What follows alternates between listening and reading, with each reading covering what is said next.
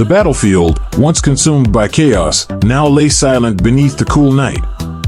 Ira stood amidst the smoldering ruins, his final blow against Bree shattering the dark power that had enslaved countless souls. The demonic legions dissolved, and those possessed began to stir, freed from their torment. In a distant village, Ira awoke, no longer under the demon's control. She stumbled to her window, breathing in the dawn's fresh air, feeling lightness for the first time in months. "It's gone," she whispered, her voice trembling as she gazed at the golden hues of morning. In a distant city, Jorik, a blacksmith, collapsed in his forge, tears streaming as he regained control of his mind and body. "I'm free," he choked out, recalling the horrors the demon had forced him to commit. Yet, he felt a growing warmth, a light returning to the world. Deep within a forest, young Kale awoke, disoriented but free from possession. The demon's whispers had ceased. Blinking at the sunlight filtering through the trees, he whispered, "I'm finally me again." Across the lands, as dawn broke, the world began to heal. The demons were gone, and the darkness that had gripped them was replaced by a radiant, hopeful light. As the world stirred, those once possessed by demons began to awaken. In homes, streets, and wilderness, the chains of possession shattered, replaced by a warm, cleansing light. The darkness that Bree had spread was gone, and those freed experienced profound relief and hope. In a mountain village, Nira, an elderly woman used by a demon to ensnare travelers, wept as she regained her freedom. Kneeling at the village's edge, she thanked the heavens, her body trembling with gratitude. In a bustling port city, Galen, a sailor forced to commit atrocities under demonic control, stumbled to the docks. Staring at the glistening sea, he vowed to make amends for the horrors he had wrought. Across the world, from the smallest villages to the largest cities, the light reached every soul, dispelling the darkness. On the battlefield, Ira stood alone, the echoes of the final battle fading. Though grief for Vanessa weighed heavily on him, he felt the world breathe again. The light of Marduk had purged the earth, freeing it from Bree's influence. Ira closed his eyes, sensing the light within himself, guiding him forward. As dawn broke, he knew the scars of war would linger, but the return of the light gave hope for redemption and healing.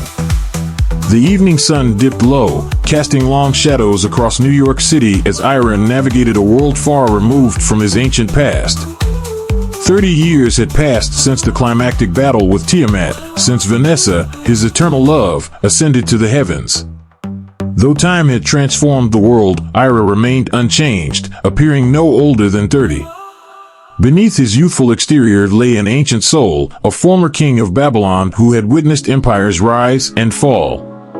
After losing the Blazefrost celestial sword and the Black Iron Horse, Ira had adapted, mastering finance with Vanessa's teachings and his millennia-honed intellect. As a sought-after financial consultant, he moved through the modern economy with the precision of a seasoned warrior, though his heart remained scarred by Vanessa's absence. In moments of solitude, her memory lingered, her smile, her love, her promise. One evening, while visiting a tech client's office, Ira's life shifted. Passing an interview room, he stopped, captivated by a young woman's presence. Though only 22, her essence mirrored Vanessa's. Memories flooded back, and Ira knew her spirit had returned, just as she'd promised. Overwhelmed with emotion, he stood frozen, sensing the first light of hope after decades of darkness. Ira stood frozen, his heart pounding as he watched the young woman named Aurora. She smiled warmly at the interviewers, her expression radiant with youthful innocence. Yet beneath her demeanor, Ira felt the unmistakable echoes of a past life. It was her. It was Vanessa. As Aurora's interview ended, she rose to leave, and Ira instinctively moved into the hallway, unprepared yet compelled to face her. Their eyes met, and time seemed to halt. Aurora's gaze flickered with a hint of recognition, though she couldn't have known him. Confused, she slowed, studying him. Ira whispered, "Vanessa." Aurora blinked, shaking her head with a shy smile. "I'm sorry? Did you say something?" she asked, her voice familiar yet new. Struggling to contain his emotions, Ira introduced himself. "I'm Ira. I feel like we've met before." Aurora, puzzled yet intrigued, extended her hand. I'm Aurora. It's nice to meet you. Their connection deepened with every word, though Aurora excused herself, unsettled by emotions she didn't understand. As she walked away, Ira stood rooted, watching her disappear into the elevator. She was Vanessa, reborn as Marduk had promised. Though separated by time and memory, Ira vowed they would find each other again.